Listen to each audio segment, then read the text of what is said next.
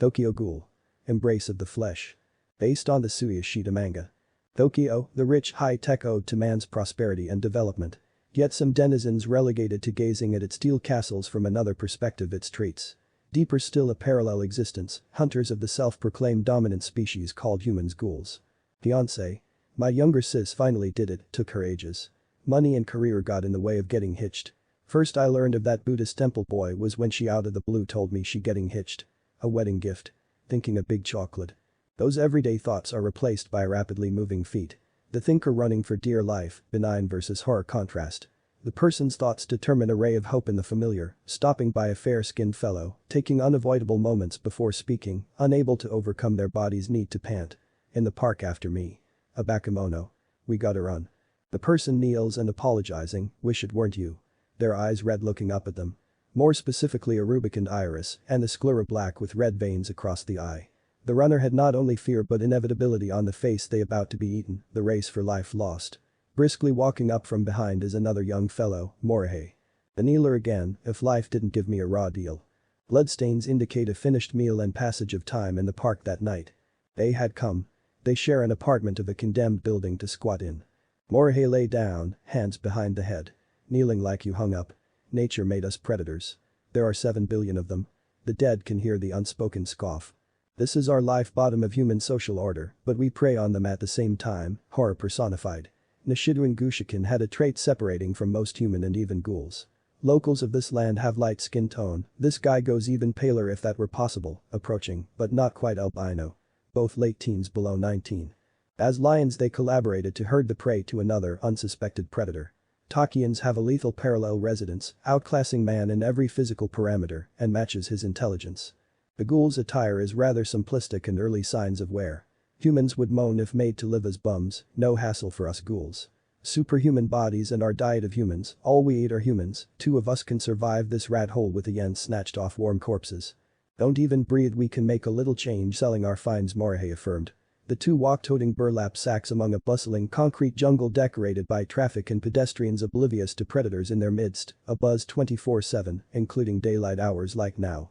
Collect old stuff. Traveling the city to pick up knickknacks and junk. I shirk at comparing to a vagrant if I and Katzumi busted our brains, we could catch a meal with this treasure.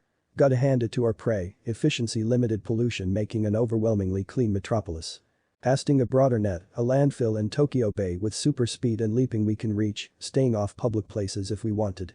While our open goal was to have stuff for our apartment, filling an emotional crevice with them proved the former a facade. Yoyogi Park.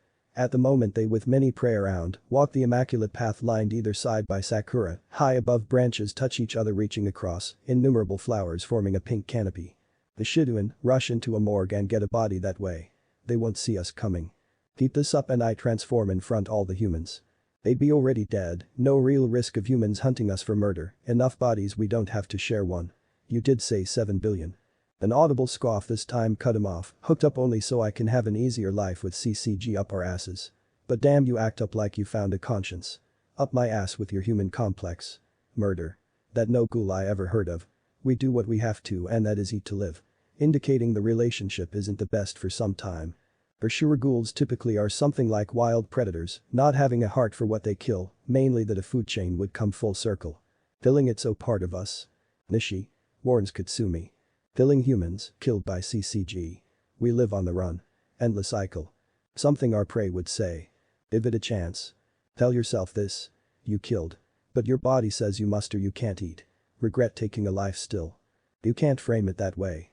Act like the soul of the humans you ate inhabit your conscience. We're so much alike with our eyes we can't tell each other apart.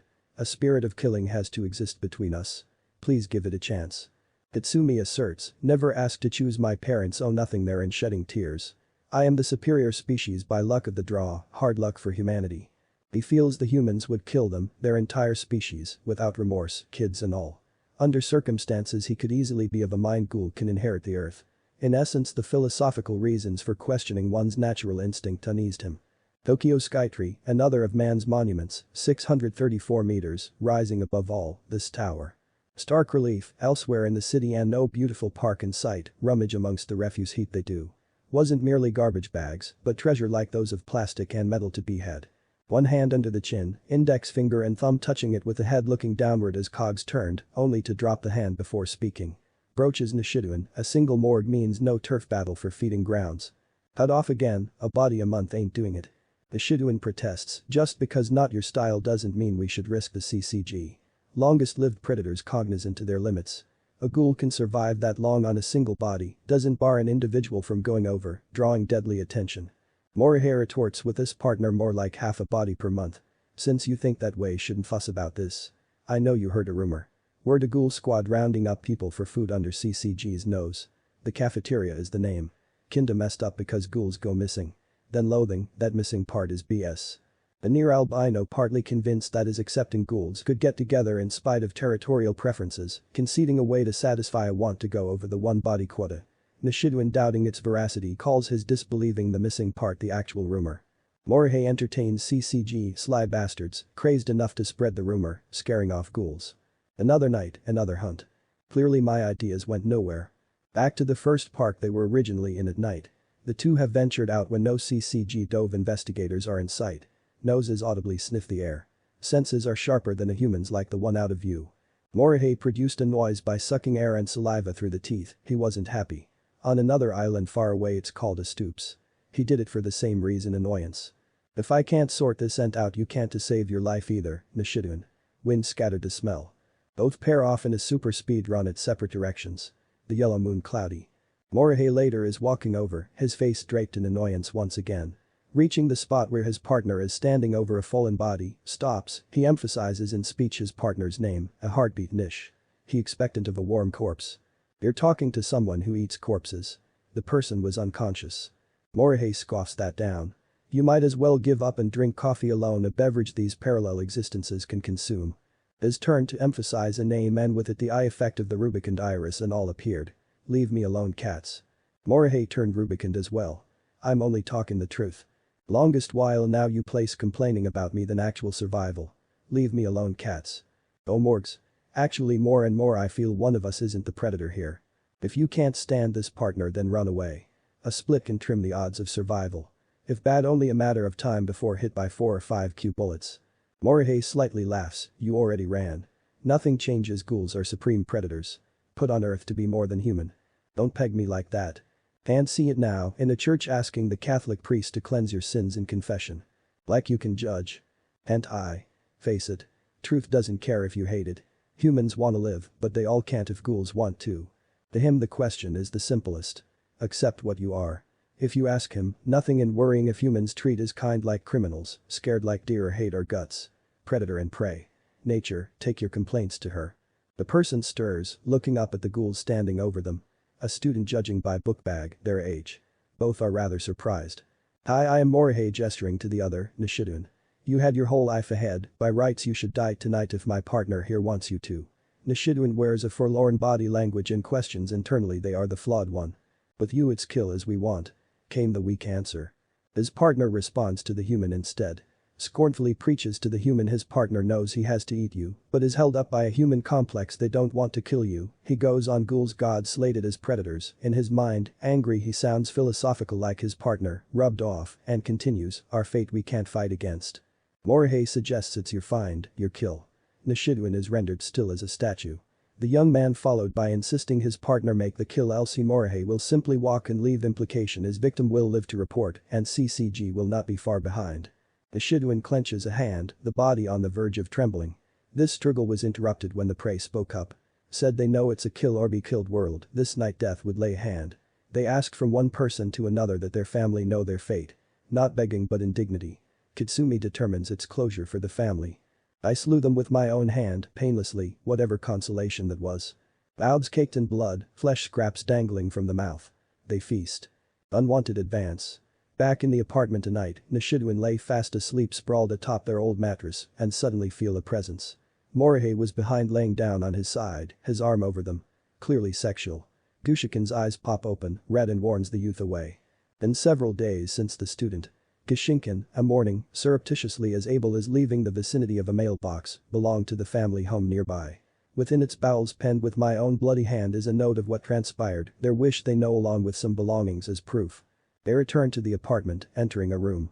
Katsumi hands behind his head and lying down silently, mean featureless. Must have known I did it in secret without his knowledge risking our lives. Dignity and death pulled on my heartstrings. Couldn't help but write the words, I regret. Could that human have accepted us? They addressed us as actual persons. Up to the last remained what I could never be human. Moved, tears run down his visage. Day or night neon signs glitter, mecca of shopping and Anime, city of Akihabara. Morihei exits the home at day. Back inside, hand on the face, Nishitouin is evidently distressed over something unknown. The youth arrives at a pleasant-looking building. His door knock is answered by a man, you are whom? Morihei Katsumi. He is let in, assured he is when his keen olfactory determined he met human. Welcome to the cafeteria. We humans eat ghoul. A stunned face the response. Nishitouin walks the street, deep within relieved and not eating a meal of late. Morihei has been no-show several days. I sought him out. They wander around the city and check his known haunts, by afternoon ending in front one place. Uttered in confusion and protest through gritting teeth, piss off. Guys don't do that in the rear hole. Morihei has them pinned to a wall with his own body, making thrust motions from behind sexual defilement. Next Katsumi's fateful exit to visit the cafeteria scene again. This flashback explains Nishitouin's distress back then. They knock on the door, same man opens it a crack, the ghoul was careful not to blatantly sniff, but scent told them a human who resided at this pleasant-looking building. All the time they knew Morihei would certainly be here, but the youth had mentally put off coming. Why would I bother looking for that Ryaipu? You are? Nishitouin Gushiken is my name. A youth man came by here. Goes by Morihei Katsumi. He is let in, definitely human. Shutting the door, make yourself welcome. Have you seen him? That fellow really a good friend of yours to come way out here. A probe. Yeah. Gushiken turns their head that moment in shame for a lie. Minced is interrupted. The man had been leading deeper into the place. Welcome to the cafeteria. We'll reunite you monsters. Quickly he performed a 180 to face the visitor, his arm raised, the sound of a gunshot later, and Gushiken's face became stunned. Moments went. Gushiken remained standing. A cute bullet. They declared. The man is sent sprawling, impacting the floor in a fall despite a seemingly soft shove. That aforementioned sound had another effect, gaggle of several humans charge through a side door. More CCG. Yells the surprised ghoul. One then two are shoved to the ground by super strength. A second gunshot, which doesn't phase Gushiken, whips their body around to stare the man, only to be rushed again, this time tackled to the floor, their strength no different to a human's, cute bullets point, particular when administering RC suppressants. The rumors about missing ghouls bared its fearsome singularity. A man other than the one who shot him sits on a table. The ghoul is situated in a terrifying-looking room chained by the arms and legs to a wall. Antithesis of the building's attractive exterior. My brain would rot too if I knew I'd end up like this. A ghoul has the blood drained, the flesh is boiled to soften the meat, not to the point it falls off the bone, then cut up, your tough flesh a human jaw can then bite. Impossible. Cannibal ghouls hate the taste of their own kind that don't stop them eating. He laughs like the worst villain and continues, payback is not strong enough for why we do. We got the mental strength to swallow your flesh. Going to eat me in revenge. His silence confirmation enough. Human culture is known to eat each other to absorb their essence. My strength would return, but would I last long enough? Back when I said we only eat human. Well, ghouls can eat each other, can make you stronger, yet that's not who to fear right now. On the table sharp butcher implements. RC suppressants remove immunity to such objects. Gushiken claims they aren't CCG, they know investigators won't eat targets. The man responds never said they were. He walks over and caressed the face, his hand moved under the chin. Those hands proceeded to strip, a human female would find so familiar. Rape equals Ryaipu, back at the apartment the emotions a tide of shock, fear and disappointment. When you think about it, culmination of an impassable gulf between them. The plan takes a turn because he wore bra and panty. The man's face nonplussed. The shooter arrived soon after with the other humans.